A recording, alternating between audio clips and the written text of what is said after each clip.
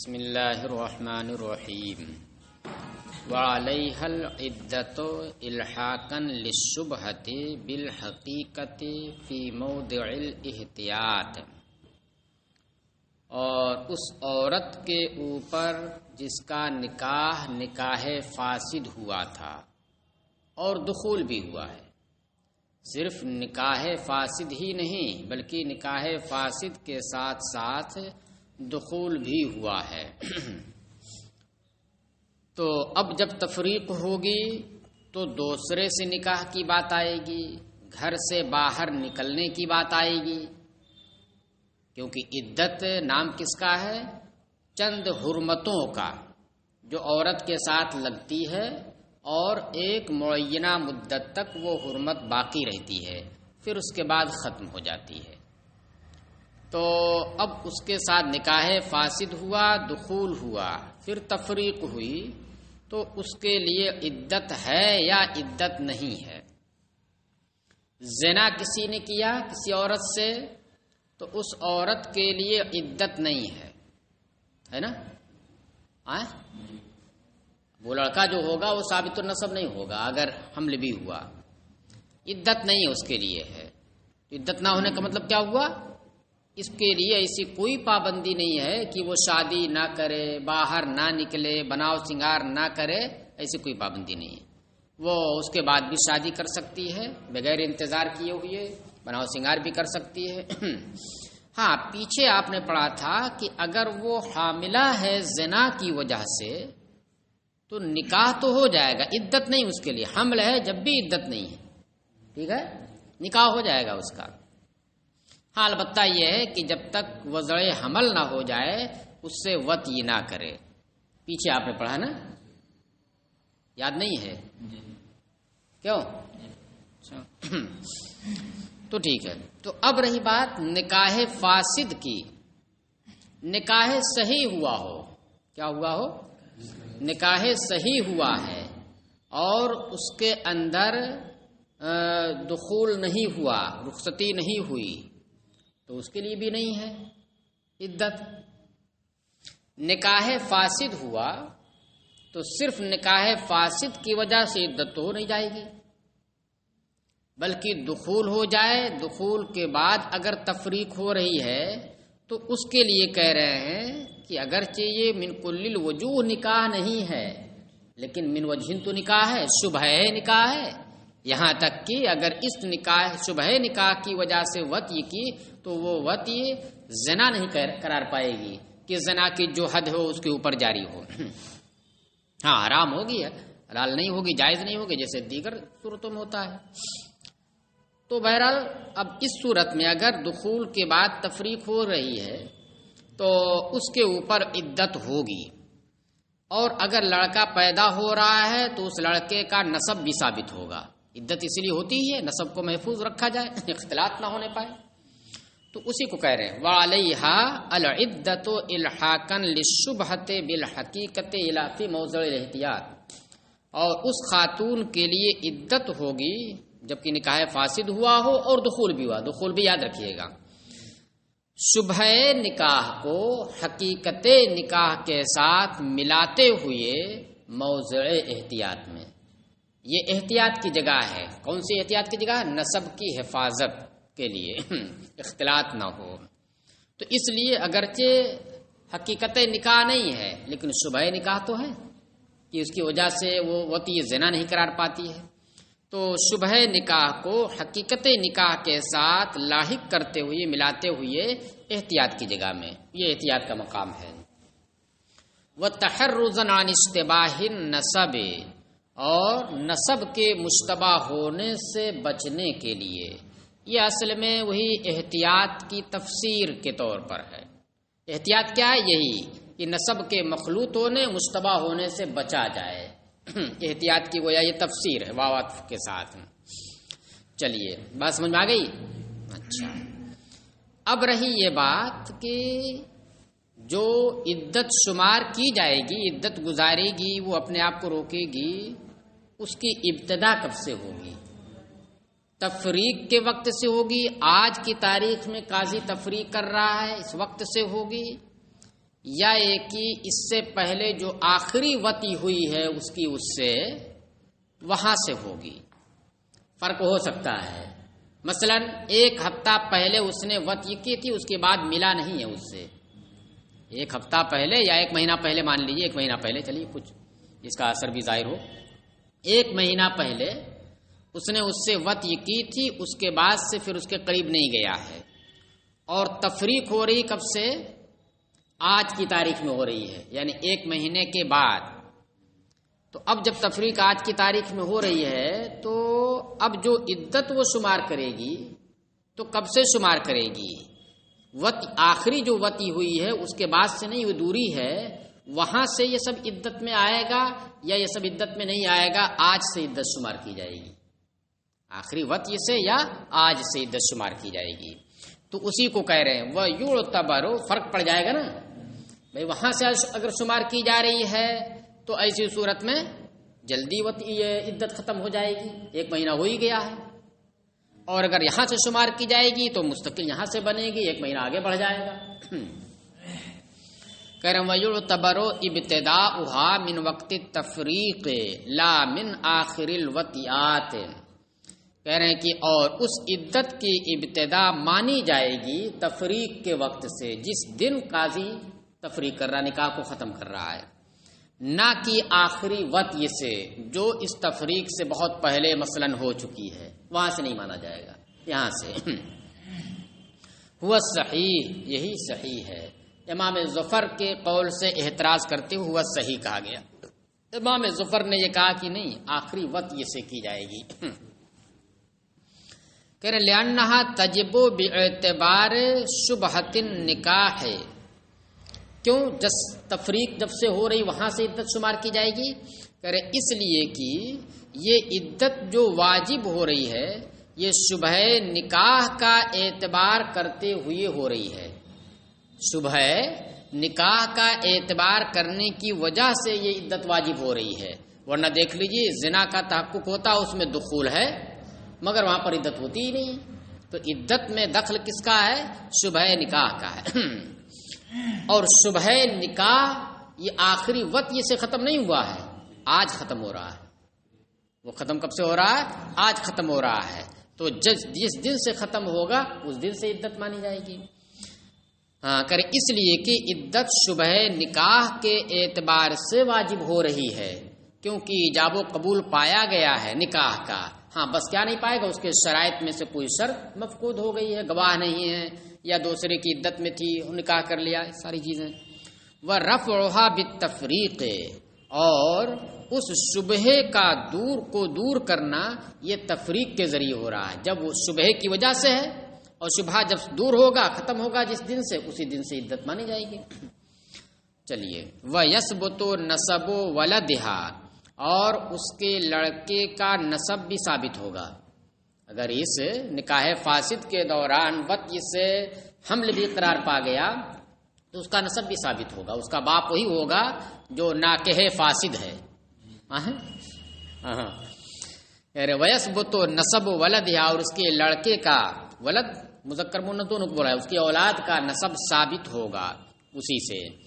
کیوں؟ لأن النسب یحتاط فی اثباتہ، کیونکہ نسب کو ثابت کرنے میں احتیاط برتی جاتی ہے. احتیاط اس لیے برتی جاتی ہے کہ اگر کسی لڑکے کا نسب ثابت نہ ہو تو اتنا تو طے ہے کہ کس کے بطن سے پیدا ہوا ہے. یہ تو پتہ چلے گا نا کس کا نطفہ ہے، یہی ثابت نہیں ہو رہا ہے. تو ماں تو اس کی طے ہو رہی ہے، باپ اس کا طے نہیں ہو رہا ہے، اسی کو کہتے ہیں نسب ثابت نہیں ہے. باپ طے نہ ہو تو کہیں گے کیا نسب ثابت نہیں. رہی بات ماں کی تو ماں تو پتہ چل رہی ہے جو جن رہی ہے اسے. تو کہہ رہے ہیں کہ نسب کو محفوظ رکھنا، اسے ثابت کرنے میں احتیاط برتی جاتی ہے. اس لیے احتیاط برتی جاتی ہے کیونکہ اگر اس میں کوتاہی کی جائے، احتیاط نہ برتی جائے تو بہت ایسا ہوگا کہ نسب ثابت نہیں ہوگا. وہ لڑکا بغیر باپ کے ہو جائے گا، اس کا کوئی نسب نہیں ہوگا، اور جب اس کا باپ نہیں کوئی ہوگا، سرپرست نہیں کوئی ہوگا تو وہ بھوکوں مر جائے گا. بھائی کمانے کی ذمہ داری کس کی ہے؟ عورت کی تھوڑی ہے. نہ عورت کے اندر اتنی طاقت ہے وہ کما سکتی ہے اس طرح سے کہ اپنے بچے کو وہ پال سکے. ہاں باپ کی یہ ذمہ داری ہے. آپ کوئی بے پردہ ہو کر کے باہر جا کر کے نوکری کرے اور سب کچھ کرے جیسا کہ عام چل چکا ہے تو الگ بات ہے. اسلام تو اس کی اجازت نہیں دیتا ہے کہ بے پردہ ہو کر کے، ہاں پردے کے ساتھ رہ کر کے وہ کر سکتی ہے. لیکن آج آپ دیکھ رہے ہیں کہ جو لوگ عورتوں کو مردوں کے برابر کھڑا کرنے کی کوشش کر رہے ہیں، وہ آپ دیکھ لیجئے آفسوں کے اندر کیا ہو رہا ہے، مہیلاؤں کے اندر کیا ہو رہا ہے، چاہے تھانے کی بات ہو یا کسی آفس کی بات ہو، بس چھپا رہتا ہے معاملہ، اور جہاں تھوڑی سی انبن ہوتی ہے تو پھر اجاگر ہو جاتا ہے. پتہ چلا کہ مہیلا پولیس ہے اور اس کے ساتھ دروگا گڑبڑ کر رہا ہے، اشلیل حرکتیں کر رہا ہے اس کے ساتھ. تو یہ ہے برابر کرنے کا نتیجہ. پردے کا جب کوئی وہ نہیں ہے تو کمانے کی ذمہ داری کس کی ہے؟ مرد کی ذمہ داری ہے. مرد کے اوپر خرچ کی ذمہ داری ہے کہ وہ خرچ کا انتظام کرے جب شادی کرے وہ. تو اس لیے اگر کسی لڑکے کا نسب ثابت نہ، اس میں احتیاط نہ برتی جائے تو لڑکے ضائع ہو جائیں گے، وہ مر جائیں گے، بھوکوں مر جائیں گے. اس لیے ان کو زندہ باقی رکھنے کے لیے لڑکے کے نسب کے ثابت کرنے میں احتیاط برتی جاتی ہے. تو اس لیے اس کا بھی نسب ثابت ہوگا شبہ نکاحی کی وجہ سے. کہ لأن النسب یحتاط فی اثباتہ احیاء للولد، اس لیے کہ نسب کو ثابت کرنے میں احتیاط برتی جاتی ہے. یہ احتیاط کیوں برتی جاتی ہے؟ لڑکے کو زندہ رکھنے کے لیے. اس کو کون کھلائے گا پلائے گا، دودھ کا انتظام کون کرے گا؟ فیترتب علی الثابت من وجہ، لہذا یہ نسب اس نکاح پر بھی مرتب ہوگا جو من وجہ ثابت ہے. علی الثابت ہے علی النکاح الثابت من وجہ. من کل الوجوہ نکاح جو ہے ثابت ہے تو اس میں تو ہوگا ہی، مرتب ہوگا ہی. اور من وجہ جو نکاح ثابت ہے اس پر بھی یہ نسب مرتب ہوگا اور اس کا باپو مانا جائے گا. وتعتبر مدت النسب من وقت الدخول، اور نسب کی مدت کا اعتبار دخول کے وقت سے ہوگا. عند محمد، امام محمد کے نزدیک. اب کیا بات رہی؟ نسب کے ایک ہے نکاح فاسد کی مدت، آج ہوا نکاح فاسد، اور ایک ہے دخول کا زمانہ، ایک مہینے کے بعد دخول ہو رہا ہے، ایک مہینے کے بعد دخول ہو رہا ہے. اب اس کے بعد لڑکے کی ولادت آگے ہو رہی ہے تو چونکہ حمل کی اقل مدت اسلام نے طے کی ہے، حمل کی اقل مدت اسلام نے طے کی، وہ کتنا؟ 6 مہینے پورے، ایک دن بھی کم نہیں ہونا چاہیے. پورے 6 مہینے یہ حمل کی اقل مدت ہے. تو اب دیکھیے نکاح ہوا 1 مہینہ پہلے، 1 مہینہ پہلے، اور دخول ہوا 1 مہینے بعد، تو نکاح ہونے کا جو وقت ہے وہاں سے اگر جوڑیں، لڑکا جو پیدا ہو رہا ہے آگے چل کر کے، تو اگر نکاح کے وقت سے مدت جوڑیں تو 6 مہینے سے زیادہ ہی ہو جا رہا، کم نہیں ہو رہا ہے. اور اگر دخول کے وقت سے جوڑیں تو پھر ایسی صورت میں 6 مہینے سے کم ہی ہو رہا ہے، نہیں ہوگا کم. تو اب اعتبار نسب میں، نسب کی مدت کا کہاں سے کیا جائے گا؟ جس وقت نکاح ہوا ہے اس وقت سے. اگر جس دن نکاح ہوا اسی دن دخول بھی ہو تو کوئی فرق ہی نہیں ہے. لیکن کوئی ضروری نہیں ہے، ایسا ہو سکتا ہے کہ الگ الگ زمانے ہو، آج نکاح ہوا ہو اور 1 مہینے کے بعد رخصتی ہوئی ہو، دخول ہوا ہو. تو پھر اعتبار کس کا کیا جائے گا؟ نکاح کے وقت سے یا کہ دخول کے وقت سے؟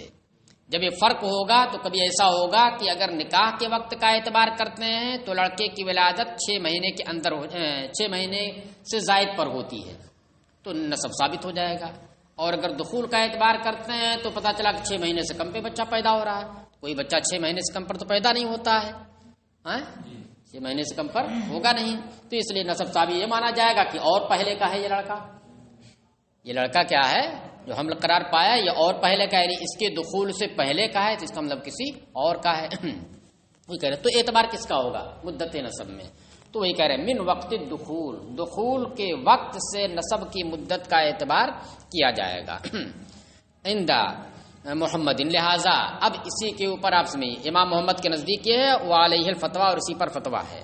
اور شیخین کے نزدیک ایسا نہیں، بلکہ ان کے نزدیک نکاح فاسدی صحیح، جس دن سے نکاح کیا اس دن سے نسب کی مدت کا اعتبار کریں گے. وہاں سے اگر 6 مہینے سے زیادہ ہو جا رہا ہے یا کم سے کم 6 مہینے پورے ہو جا رہے ہیں تو نسب اس سے ثابت ہوگا. وہاں سے بھی اگر نہ ثابت ہو، 6 مہینے سے زیادہ ہو رہا ہو، 6 مہینے یا اس سے زیادہ ہو رہا ہے تو پھر نہیں ثابت ہوگا. لہذا اب اسی کے اوپر یہ ہے کہ کوئی باندی ہے، اس باندی نے اپنا نکاح اپنے آقا کی اجازت کے بغیر کسی سے کر لیا تو یہ نکاح صحیح ہے؟ فاسد ہے. نکاح صحیح نہیں ہے، فاسد نکاح ہے، کیونکہ ایجاب و قبول ہے. شرط اس میں نہیں پائے گی. شرط کیا تھی؟ آقا کی اجازت ہونا شرط ہے. اچھا، اب اس کے بعد آج اس نے نکاح کیا اور دخول ہوا 1 مہینے کے بعد، پھر لڑکا آگے پیدا ہوا تو نکاح کا وقت اگر مانے تو 6 مہینے سے زیادہ ہو جا رہا ہے، اور دخول کا وقت اگر مانے تو 6 مہینے سے کم ہو جا رہا ہے. تو اگر دخول سے مانتے ہیں اور اس کی وجہ سے یہ جو وہ ہے کیا نام ہے اس کا، آقا ہے، یہ دعویٰ کر رہا ہے کہ یہ میرا بیٹا ہے تو اس کا بیٹا ہو جائے گا. کب؟ جبکہ آپ اعتبار کہاں سے کر رہے ہیں؟ دخول کا اعتبار کر رہے ہیں، کیونکہ دخول کے اعتبار سے 6 مہینے کے اندر پیدا ہو رہا ہو تو اس لیے اس کا دعویٰ صحیح ہے. اور اگر یہاں سے اعتبار کریں تو پھر اس کا دعویٰ غلط ہے، بیکار ہے. چلیے، لأن النکاح الفاسد لیس بداع الیہ والاقامۃ باعتبارہ، یہ دلیل بھی ان کی ہے اور ساتھ ہی ساتھ شیخین کی دلیل جو قیاس ان کا ہے، امام اعظم اور امام ابو یوسف کا، اس قیاس کی تردید بھی اس کے اندر ہے. لأن النکاح سے شیخین یہ کہتے ہیں کہ دیکھیے نکاح جس دن سے ہوا اس دن سے نسب کا اعتبار کریں گے. کیوں اعتبار کریں گے؟ اس لیے کریں گے کہ نکاح کو قائم مقام وطئی کے مانا جاتا ہے. نکاح کو خاص کر جب لڑکا پیدا ہو گیا، نکاح کو قائم مقام کس کے مانا جاتا ہے؟ وطئی کے مانا جاتا ہے. بھئی نکاح صحیح اگر ہوا ہو تو اس میں یہ نہ ہے، نکاح صحیح ہوا، آج نکاح کر کے وہی کہیں چلا گیا اور اس کے بعد 6 مہینے سے زائد پر بچہ پیدا ہو رہا ہے، اگرچہ ملنا بھی ثابت نہیں کہ وہ اس سے ملاقات کی کہ ملا کہ نہیں ملا، لیکن اس نکاح کو یہاں پر خاص کر وطئی کے قائم مقام مانا جا رہا ہے. وہ آج ہی وطئی ہوئی، آج ہی نکاح ہوا، آج ہی وطئی کی اس میں، تو موضوع احتیاط میں اس کو کس کے قائم مقام مان رہے ہیں؟ وطئی کے. لہذا کہا جائے گا اسی کا لڑکا ہے. تو امام صاحب وہی کہتے ہیں، شیخین یہ کہتے ہیں کہ بھئی نکاح کو قائم مقام وطئی کے مانا گیا ہے، لہذا وقت نکاح سے نسب ثابت ہوگا، وقت دخول نہیں، پیچھے سے ہوگا. اور پیچھے سے جب مانیں گے تو زیادہ چانس اس بات کا ہے کہ اس سے اس کا نسب ثابت ہو جائے. تو اسی کا جواب دے رہے ہیں، یہ جو قیاس کیا ہے اسی کا جواب دے رہے ہیں. جواب یہ ہے کہ دیکھیے نکاح کو وطئی کے جو قائم مقام کیا جاتا ہے وہ اس بنیاد پر کہ یہ نکاح وطئی کی جانب بلاتا ہے، داعی ہے. جب نکاح ہو گیا کوئی رکاوٹ نہیں رہے گی. اب کیا کوئی رکاوٹ؟ نکاح جب ہو گیا تو اب کوئی غلط کہے گا اس سے ساتھ رہنے سے نہیں. تو اس لیے یہ نکاح وہ ہے جو داعی الی الوطئی ہے. جب یہ نکاح داعی الی الوطئی ہے تو اس نکاح کو قائم مقام وطئی کر لیا گیا محل احتیاط میں، خاص کر نسب والے مسئلے میں. ٹھیک ہے. اور رہی بات نکاح فاسد کی، یہ امام صاحب کہتے ہیں تو اسے کہہ رہے ہیں کہ بھائی داعی الی الوطئی ہونے کی وجہ سے اسے قائم مقام وطئی کے کیا جا رہا ہے. اور یہ چیز جو ہے کہاں ہو سکتی ہے؟ نکاح صحیح میں ہو سکتی ہے، نکاح فاسد میں پائی نہیں جا رہی ہے. تو جب نکاح فاسد میں یہ نہیں پائی جا رہی ہے تو پھر اس نکاح کو قائم مقام وطئی کیوں کریں گے کہ اسی نکاح سے آپ نسب جوڑیں؟ نہیں، وطئی سے مانیں گے. چلیے کرے لأن النکاح الفاسد لیس بداع الیہ، اس لیے کہ نکاح فاسد یہ وطئی کی جانب دعوت دینے والا نہیں ہے، کیونکہ وطئی کرنا حرام ہے نا. رکاوٹ ہے یہاں پر. والاقامۃ باعتبارہ، اور نکاح کو وطئی کے قائم مقام کرنا، مطلق دیکھیے ایک لفظ ذکر کر دیا، سب حذف ہے. اصل کیا ہے؟ اقامت النکاح مقام الوطئی، اور نکاح کو وطئی کے قائم مقام کرنا وہ اس کے داعی الی الوطئی ہونے کے اعتبار سے ہے. بے اعتبار ہی میں ہی ضمیر بھی سے بھی کام چلا لیا، اس کے داعی الی الوطی ہونے کے اعتبار سے ہے، اور نکاح فاسد داعی الی الوطی نہیں ہے، لہذا اس کو قائم مقام وطی نہیں کریں گے، لہذا اب نسب کا اعتبار کہاں سے ہوگا؟ وہ دخول سے ہوگا۔ چلیے، قالا و مہر و مثلہا یعتبر باخواتہا و عماتہا و بنات اعمامہا۔ اب تک آپ حکم پڑھتے چلے آئے کہ اس صورت میں مہر مثل ہے، اگر کوئی مہر مقرر نہیں کیا تو پھر مہر مثل ہے، اختلاف ہو گیا کوئی بات نہیں بنی تو پھر مہر مثل ہے۔ یہ مہر مثل ہے کس پرندے کا نام ہے؟ تو اب یہاں سے آ رہا ہے، ابھی دیکھیے شروعات کی ہے، کہہ رہے ہیں وہ مہر مثلہا یعتبر باخواتہا و عماتہا و بنات اعمامہا، اور اس عورت کا مہر مثل معتبر ہوگا اس کی بہنوں سے، اس کی پھوپھیوں سے، اور اس کی چچازاد بہنوں سے، بہنوں کا مطلب حقیقی بہنوں، بعد میں آ رہا بنات اعمام ہے، اس کی چچازاد بہنوں سے، یعنی ان کے مہروں کے اوپر قیاس کیا جائے گا کہ ان کا مہر کتنا ہے، اس کی خود اپنی بہن یا اس کی پھوپھی، یا یہ اسی ترتیب سے ہے، پہلے اپنی بہن کا دیکھا جائے گا، وہ نہیں کوئی بہن اگر ہے تو پھر پھوپھی کو دیکھا جائے گا، پھر اس کے بعد جو چچا زاد بہن کو دیکھا جائے گا، پھر پھوپھی زاد بہن کو دیکھا جائے گا، ساری چیزیں آئیں گی کہ ان کا مہر کتنا ہے، اگر اس جیسی ہے اور شادی ہو چکی ہے تو اس کا مہر کتنا ہے، وہی مہر اس کا بھی ہو جائے گا، مہر مثل۔ لقول ابن مسعود، خالہ یا ماموں کی لڑکی سے نہیں ہوگا، خود خالہ سے نہیں ہوگا، اور خود ماں کا بھی اعتبار نہیں کیا جائے گا، خالہ کا بھی اعتبار نہیں اور ماں کا بھی اعتبار نہیں، خالہ زاد بہن کا بھی اعتبار نہیں، ماموں زاد بھی بہن کا اعتبار نہیں، یعنی اس ادھر سے نہیں ہوگا، ماں کی جانب سے، یہ سب باپ کی جانب سے۔ کیوں؟ دلیل اس کی کیا ہے؟ لقول ابن مسعود، حضرت عبداللہ ابن مسعود کے اس فرمان کی وجہ سے، کیا فرمایا آپ نے؟ لہا مہرو مثل نسائہا لا وقص فیہ ولا شتت، اتنی ہی ہے آپ کا فرمان، اور آگے جو آ رہا ہے یہ مصنف کا وہنہ سے لا شتت تک ہے، یہ نشان چاہے لگا لیجئے گا، کیونکہ حضرت عبداللہ ابن مسعود نے فرمایا کہ ایسی خاتون کے لیے اس کی عورتوں کے مثل مہر ہے، اس کی نساء کی اضافت کی گئی ہے، کس کی جانب؟ اس عورت کی جانب، اسی سے استشہاد ہے۔ لا وقص فیہ، اس مہر میں نہ تو کوئی کمی ہو ولا شتت، اور نہ اضافہ ہو، زیادتی ہو۔ دیکھیے اصل میں حضرت عبداللہ ابن مسعود سے ایک ایسی عورت کے مہر کے بارے میں پوچھا گیا کہ جو عورت مفوضہ تھی، مفوضہ کا مطلب کیا ہوا؟ بغیر مہر کے اپنے نکاح کو قبول کر لینا، ایک مرد سے نکاح ہوا اور اس میں کوئی مہر مقرر نہیں ہوا، اب طلاق ہوئی، اب اس کے بعد اس کی موت واقع ہو گئی، اس شخص کی موت واقع ہو گئی، تو موت کی وجہ سے مہر جو ہے موقت ہو جاتا ہے، پورا مہر واجب ہو جاتا ہے، تو اب اس کے مہر کے بارے میں سوال ہوا کہ بھئی وہ شوہر بھی مر گیا اور مہر بھی کوئی مقرر نہیں کیا تھا، تو آیا اس کے لیے مہر ہوگا یا نہیں ہوگا، ہوگا تو کتنا ہوگا، کیسے ہوگا؟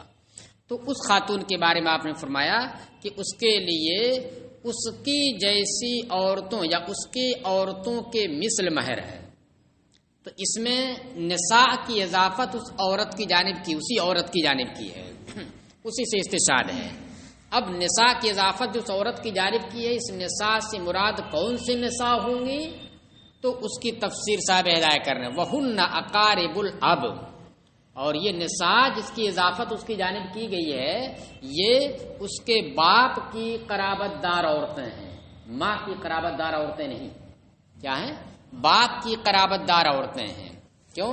وَلِأَنَّ الْإِنسَانَ، صاحب فتح القدیر نے یہاں پر کہا ہے کہ یہاں پر واو کی ضرورت نہیں ہے، کیا ہے؟ واو یہاں پر مناسب نہیں ہے، اس لیے کہ آگے جو لِأَنَّ انسان آ رہا ہے یہ اصل میں ہن اقارب الاب کی وضاحت ہے، اس میں یہ مستقل دلیل نہیں ہے۔ کہ وَلِأَنَّ الْإِنسَانَ مِن جنس قوم، یہ کیسے آپ نے کہہ دیا وَهُنَّ أَقَارِبُ الْأَبْ؟ بھائی نسائها کا ہے، اس کی عورتوں کے مثل مہر ہے، تو اس کی عورتیں اس کے باپ کی جانب سے جو عورتیں پھوپھیاں وغیرہ ہیں وہ بھی آئیں گی، اور اس کی ماں کی جانب سے جو خالائیں ہیں وہ سب آئیں گی، آ جائیں گی نا، دونوں کی اضافت کی جا سکتی ہے۔ تو اسی کو بتا رہے ہیں کہ یہ باپ کی اقارب اور باپ کی قرابت دار عورتیں کیسے نسائہا میں متعین ہو گئی ہیں، تو اسی کی وجہ اصل ہے، اس لیے کہا انہوں نے کہ واو یہاں پر نہیں چاہیے۔ اور واو کا مطلب کیا ہوا کہ یہ مستقل دلیل ہو گئی، بولے ان الانسان، یہ مستقل الگ دلیل ہو گئی، کہ بولے ان الانسان من جنس قوم ابی ہے، اور اس لیے کہ انسان اپنے باپ کی قوم کی جنس سے ہوتا ہے۔ انسان کس کی جنس سے ہوتا ہے؟ ماں کی قوم کی جنس سے نہیں، اپنے باپ کی قوم کی جنس سے ہوتا ہے۔ لہذا اگر ماں کسی اور قبیلے کی ہو اور باپ کسی اور قبیلے کا ہو تو پھر جو اس کی اولاد ہوگی وہ اولاد باپ کی جانب منسوب ہوگی، باپ کے قبیلے کی کہلائے گی۔ جیسے کہ باپ سید ہے اور ماں غیر سید ہے، اب جو اولاد پیدا ہوگی وہ کیا کہلائے گی؟ سید کہلائے گی، اور اس کا الٹا ہو سید نہیں کہلائے گی۔ ہاں، لیکن آج اس کو بھی لوگ سید کہنے لگے ہیں۔ ماں اگر جو ہے سیدہ ہے اور باپ سید نہیں ہے تو وہ اس کی اولاد جو اپنے آپ کو سید کہنے لگتے ہیں۔ یہ اعتبار تو جانوروں میں ہوتا ہے نا، جانوروں میں ماں کا اعتبار ہوتا ہے۔ ماں اگر گھوڑی ہے تو اس کی اولاد بھی کیا ہوگا؟ گھوڑا یا گھوڑی ہوگا۔ چلیے، تو اب یہی وجہ ہے کہ اگر ایک باندی ہے کوئی جو قریشیہ نہیں ہے اور اس کا نکاح کس سے ہوا ہے؟ قریشی مرد سے ہوا ہے، لڑکا پیدا ہوا تو وہ لڑکا قریشی ہوگا، اور جب قریشی ہوگا تو قریشی ہونے کے جو احکام وہ بھی مرتب ہوں گے۔ وہ کیا احکام ہے کہ قریشی شخص خلیفۃ المسلمین بن سکتا ہے، لہذا وہ شخص جس کی ماں باندی ہے، غیر قریشی ہے اور باپ قریشی ہے، وہ خلیفہ بن سکتا ہے، یعنی اعتبار ماں کا، باپ کا ہے۔ تو کہہ رہے ہیں کہ یہ جو نسائہا میں نساء کی اضافت عورت کی جانب کی ہے، اس سے متعین کس کو کر دیا؟ باپ کی قرابت دار عورتیں۔ بھائی کیسے کر دیا آپ نے؟ کہہ رہے اس لیے کہ انسان اپنے باپ کی قوم کی جنس سے مانا جاتا ہے، لہذا اس عورت کی جانب جو اضافت کی گئی عورتوں کی، تو اس سے مراد کون سی عورتیں ہوں گی؟ اس کے باپ کے قبیلے کی عورتیں، اس کے ماں کے قبیلے کی عورتیں نہیں ہیں۔ وقیمت الشیء انما تعرف بالنظر فی قیمت جنسہ، اور شے کی قیمت اس کی جنس کی قیمت میں غور کرنے سے پہچانی جاتی ہے۔ کسی بھی شے کی قیمت اسی کی جنس کی قیمت میں غور کریں گے تبھی پہچانی جائے گی۔ مہر مثل متعین کرنا ہے اس کا، تو اس کی جنس سے جو ہے، اس کی جنس سے، اس کے قبیلے کی جو ہے، اس میں غور کرنے سے آپ متعین کریں گے۔ چلیے، ولا يعتبر بأمها وخالتها اذا لم تكون من قبيلتها، اور مہر مثل کا اعتبار کا قیاس اس کی ماں پر اور اس کی خالہ پر نہیں کیا جائے گا، اس کی ماں اور اس کی خالہ سے اس کا اعتبار نہیں کیا جائے گا، جبکہ اس کی ماں اور اس کی خالہ یہ اس کے قبیلے کی نہ ہو۔ اس کے قبیلے کی ہونے کا مطلب کیا ہوا؟ اس کے باپ کی جنس سے، باپ کے قبیلے کی ہونا نا۔ لما انہا من قوم، کہاں گیا؟ لما بینا، بسبب اس کے جو ہم نے بیان کیا۔ ہم نے کیا بیان کیا؟ کہ کسی چیز کی قیمت اس کی جنس میں غور کرنے سے معلوم ہوتی ہے، تو اس لیے چونکہ ماں اور خالہ یہ دونوں کیا ہیں؟ یہ اس کی جنس سے نہیں ہیں۔ اس کی جنس سے کب ہوتی؟ جب کہ اس کے باپ کی قبیلے کی ہوتی ہیں، تو جب اس کے باپ کی قبیلے کی نہیں تو اس کی جنس سے نہیں، اس کے قبیلے کی نہیں، اور جب اس کے قبیلے کی نہیں تو اس کے اعتبار سے کیسے آپ قیمت کا اندازہ لگائیں گے؟ قیمت کا اندازہ تو اسی کی جنس میں غور کرنے سے لگتا ہے۔ دیکھیے یہ قید لگی ہے کہ ماں اور خالہ کے اوپر کا اعتبار نہیں کیا جائے گا جب کہ یہ اس کے قبیلے کی نہ ہوں۔ اس کا مطلب کیا ہوا کہ ماں اور خالہ یہ اس کے باپ کے قبیلے سے ہو سکتی ہیں، ہاں ہو سکتی ہے نا، ہاں، جیسے کہ جو ماں ہے یہ اس کے باپ کی پھوپھی ذات بہن ہے، پھوپھی تو نہیں ہو سکتی ہے کیونکہ پھوپھی سے نکاح درست نہیں ہے۔ جو ماں اس کی ہے وہ ماں کون ہے؟ اس کے باپ کی پھوپھی ذات بہن ہے، ایسا بہت رشتہ ہوتا ہے، پھوپھی ذات بہن ہے۔ تو اب جب پھوپھی ذات بہن ہے اس کی ماں اس کے باپ کی پھوپھی ذات بہن ہے، تو ایسی صورت میں اس کی ماں بھی کیا ہو جائے گی؟ اس کے باپ کے قبیلے کی ہو گئی۔ اچھا، جب ماں قبیلے کی ہوگی باپ کی تو خالہ بدرجہ اولا ہوگی۔ خالہ اسی کی بہن ہے کہ نہیں؟ خالہ اسی کی بہن ہے، نہیں سمجھ؟ ہاں، رشتہ تھوڑا سا بہت ٹف ہوتا ہے۔ ایسا ہوتا ہے نا کہ پھوپھی ذات بہن سے شادی ہوتی ہے، جیسے میری خود ہوئی ہے۔ ہاں، میری بیوی جو ہے میری پھوپھی ذات بہن ہے۔ تو اب میری جو پھوپھی ذات بہن ہے وہ تو میری جو بچی ہے اس بچی کے لیے اس کی ماں جو ہوئی یعنی میری بیوی وہ کیا ہوئی؟ وہ میرے قبیلے کی ہوئی، کیونکہ میری پھوپھی ذات بہن ہے نا وہ۔ تو اب میری بچی کے لیے میری بیوی کیا ہوئی؟ یہ اس کے باپ یعنی میرے قبیلے کی ہوئی۔ اچھا، جب یہ میرے قبیلے کی ہوگی تو اس کی جو بہن دوسری ہے خالہ ہی ہوگی نا، تو وہ بھی تو میرے قبیلے کی ہوئی۔ آیا نا سمجھے؟ تو وہی کہہ رہے ہیں کہ اگر قبیلے کی باپ کے قبیلے کی ہے اس کی ماں جب ہے تو خالہ بھی ہوگی قبیلے کی، تو پھر اس کا بھی اعتبار کیا جا سکتا ہے، لیکن وہ بتدریج رہے گا یہ ترتیب وار۔ اچھا، فَإِنْ كَانَتِ الْأُمُّ مِنْ قَوْمِ أَبِيهَا، پس دیکھیے اس کی وضاحت بھی کر دے رہے ہیں۔ پس اگر ماں اس کے باپ کی قوم کی ہو، کیسے؟ بین کانت بنتا عمہ، اس طور پر کہ وہ اس کے باپ کی پھوپھی کی لڑکی ہو یعنی پھوپھی ذات بہن ہو۔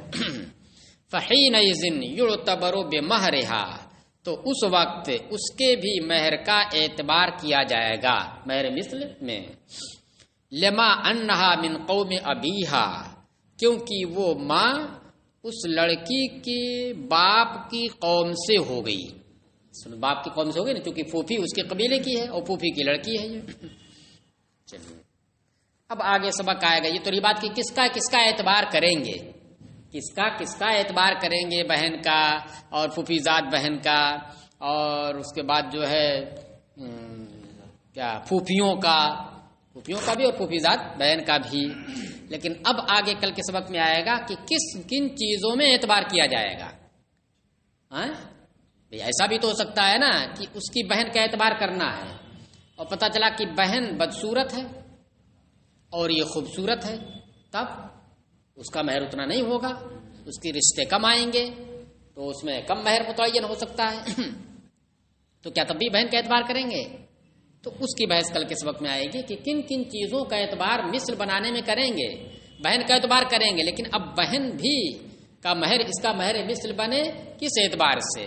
کہ اس کے حسن میں، جمال میں اس کے مثل ہو، عمر میں اس کے مثل ہو، زمانے میں اس کے مثل ہو، یہ ساری چیزیں آئیں گی کل۔